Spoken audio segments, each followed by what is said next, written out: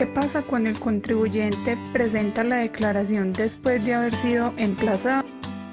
Cuando el contribuyente o responsable presenta la declaración después de haber sido emplazado, debe liquidar y pagar una sanción del 10% por cada mes o fracción del total del impuesto sin exceder el 200% del impuesto o retención.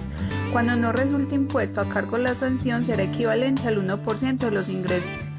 En caso que no haya ingresos, la sanción a aplicar será del 2% del patrimonio líquido. ¿Qué pasa si en la empresa omitimos presentar una declaración?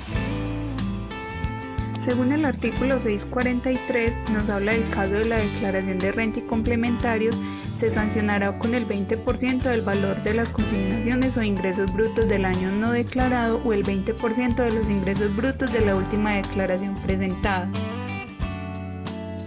En el caso que sea por impuestos sobre las ventas, la sanción será el 10% del valor de las consignaciones o ingresos brutos del año no declarado o el 10% de los ingresos brutos de la última declaración presentada al que sea superior. En el caso que la omisión se refiera a declaración de retenciones, se aplicará sanción del 10% de los cheques girados o costos y gastos del año no declarado o el 100% de las retenciones que figuren en la última declaración de retención presentada. La declaración del impuesto de timbre, la sanción por no declarar será equivalente a 5 veces el valor del impuesto que ha debido pagarse, y en la declaración de impuesto nacional a la gasolina y de la CPM al 20% del valor del impuesto que ha debido pagarse. La declaración del gravamen a los movimientos financieros al 5% del valor del impuesto.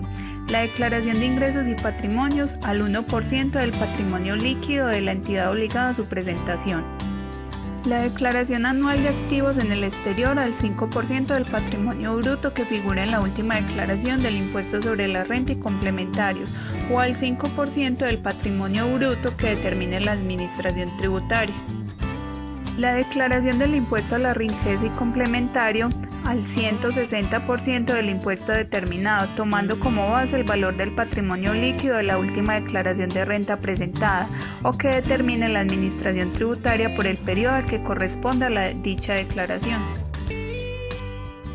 Y la declaración del monotributo a 1.5 el valor del impuesto que ha debido pagarse. El contador de la empresa presentó una declaración con una inconsistencia. ¿Puede esto generar una sanción?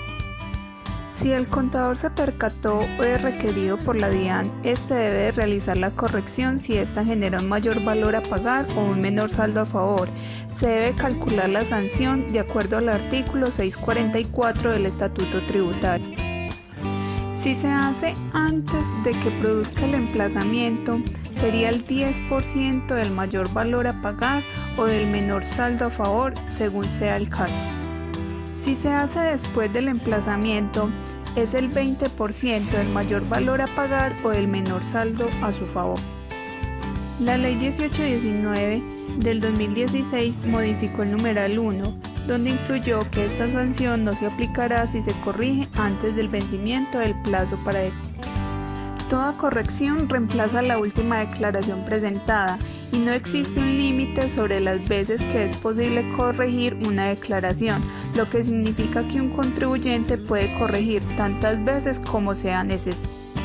¿Qué porcentaje debo pagar por presentar una declaración de ingreso y patrimonio extemporánea? Según el artículo 645 es el 0.5% de su patrimonio líquido y esto se da cuando las entidades obligadas a presentar dicha declaración lo hacen extemporáneamente o que corrijan sus declaraciones después del vencimiento del plazo para declarar. Si la declaración se presenta con posterioridad al emplazamiento previo por no declarar, la sanción de que trata el inciso anterior se duplicará. Created using Powtoon.